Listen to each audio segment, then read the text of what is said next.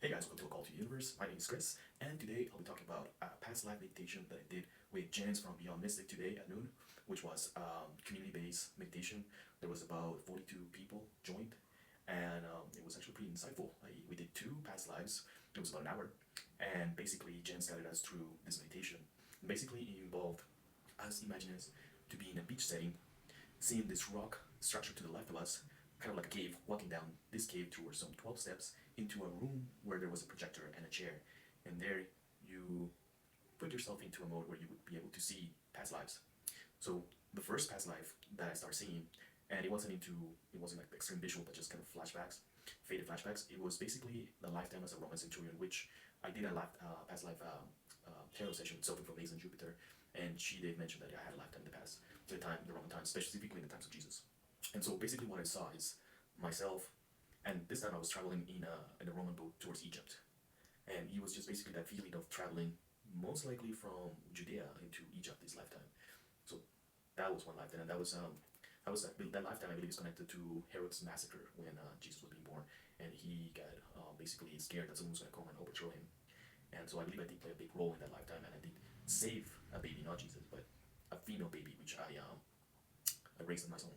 And I believe this baby is really important in the Jesus bloodline. But that's what I'm going to say because I feel like, I'm not supposed to talk about that much. So that was one lifetime. Then we went through a second lifetime, basically replaying that one in that projector. And the second lifetime was as a woman, I believe a witch. And I remember walking through this tall grass field, feeling it like almost like, the Gladiator movie when he dies and he's touching the grass and just feeling it. So I remember seeing this woman with she had her hair covered into walk through this field. I remember, definitely feeling as a witch, a powerful witch. And then we fast forward into that lifetime, and I saw her in the stake being burned, but she was not in pain, which was weird. And she was covered with this blue flame all around. I think that was protecting her, and there was people around watching, like almost in awe and shock, like what's going on here, right? And then all of a sudden, this beam of energy just pulls her up and drags her into a ship in the skies. This UFO saved me, that woman, in that lifetime from dying, basically. And then I saw her almost crying, me in the ground in this ship, like thankful, but at the same time, like shocked, like, whoa, what's going on? We're being saved. So that was pretty interesting. And so now I want to use the tarot cards to see more about both lifetimes. So I'll use the Paul Tarot to see more information, first regarding about the Roman Centurion lifetime, and then the second one about that lifetime as a witch being saved by from being worth alive. Okay, by yourself, what do you want to tell us about that lifetime as a Roman Centurion? Seven of Pentacles, Page of Swords, the Star, Knight of Pentacles, the Hangman, Chariot, the Empress. Okay, in the past we get the Star. So where we come from? I believe I didn't come from this earth. I believe that is being called into this earth from the stars. So this connects to it. As that being, we get the Seven of Pentacles. So that lifetime, I think that lifetime I had a high position, a lot of money, a lot of wealth. But what I feel from that lifetime, the Knight of Pentacles, someone that assesses the situation and is kind of almost pulled back because of the reality. And I believe that I was forced in that lifetime to help during Harold's massacre of those young ones. And I remember Sophie telling me that I did not take part, that I did not partake of it, but I was shocked and I held back. And finally then comes the Page of Swords and a female. I believe that this is what that lifetime was all about, that saving that one soul. That was important to today's outcome. And then the clarifying who that soul becomes, the Empress. That soul plays an important role in this whole matrix dynamic. And here, the Chariot, what I saw moving from, I believe I took that baby girl to Egypt, and then the outcome of that, the Hangman. I think I have to stay quiet, I have to keep everything from, keep a secret of that, the whole thing.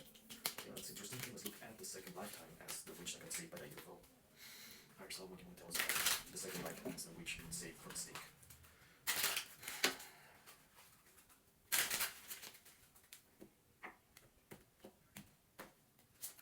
Knight of Pentacles again, the Hangman, the Chariot, the Empress, Three of Wands, the Lovers, Eight of Cups.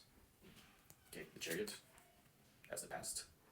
So moving into that lifetime, having connection to the stars, female energy again, the actual person, and once again, Knight of Pentacles. So what is embodied? Basically embodies someone that holds back from that reality, that seeing it from the perspective of, okay, what the fuck is going on? The Hangman. So what happened? Basically being burnt, like being tight. Like if you know the hangman actually rejected someone that's hold back. So that's what happened to that woman. That was extremely important. The Emperor's energy. I don't think it was connected to the other lifetime physically, was it? Because it was different time periods. And what happened? Leaving them emotionally because of that situation, being almost betrayed, feeling that betrayal and having to leave. Well, like, talking about this, lovers, I think there was a betrayal in that lifetime. And what happens at the end? 301s. Look at where that woman ends up in space. So that's what happened. It's a confirmation that she got sucked out of that reality and got pulled into space. That's pretty cool. Like, share, and subscribe. Stay tuned for more. Bye.